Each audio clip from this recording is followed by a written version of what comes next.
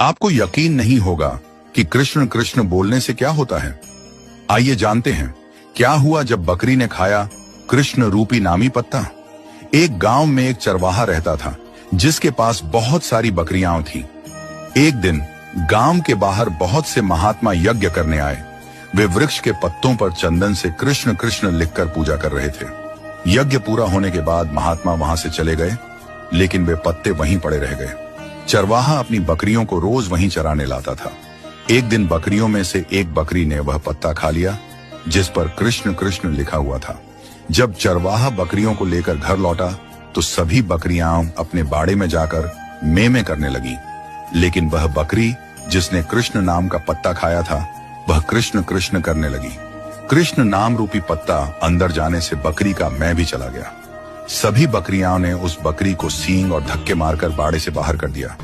मालिक को लगा कि जरूर इसको कोई बीमारी होगी जो सब बकरियां इसे अपने पास भी नहीं आने दे रही, और चरवाहे ने बकरी को ले जाकर जंगल में छोड़ दिया। तभी जंगल में एक चोर की नजर उस बकरी पर पड़ी तो उसने उसे पकड़कर दूर गांव के एक किसान को बेच दिया। किसान को इस बात की परवाह नहीं थी कि बकरी मैं करती है या कृष्ण कृष्ण। कृष्ण नाम के प्रभाव से बकरी बहुत ही ज्यादा और मीठा दूध देती थी। दूर दूर से लोग उसका दूध उस किसान से लेने आते। एक दिन राजा का मंत्री उस गांव से होकर गुजर रहा था। उसको बहुत भूख लगी थी। तभी उसे किसान का घर दिखाई दिया। किसान ने उसे बकरी का दूध पिलाया। इतना मीठा और अच्छा दूध पीकर मंत्री बहुत खुश हुआ।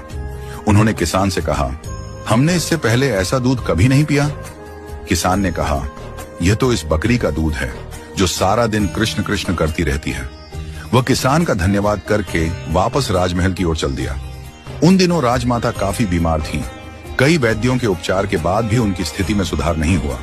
राजगुरु ने राजा से कहा, अब माताजी का स्वस्थ होना मुश्किल है, केवल भगवान ही इन्हें बचा सकते हैं। उन्होंने सुझाव दिया, आप अधिक से अधिक श्री कृष्ण जी का नाम लें। राजा राजकाज में इतना व्यस्त रहता था कि उसके लिए दिन भर माताजी के पास बैठकर भगवान का नाम लेना संभव नहीं था। नगर में भी कोई ऐसा नहीं था जो यह कार्य कर सके।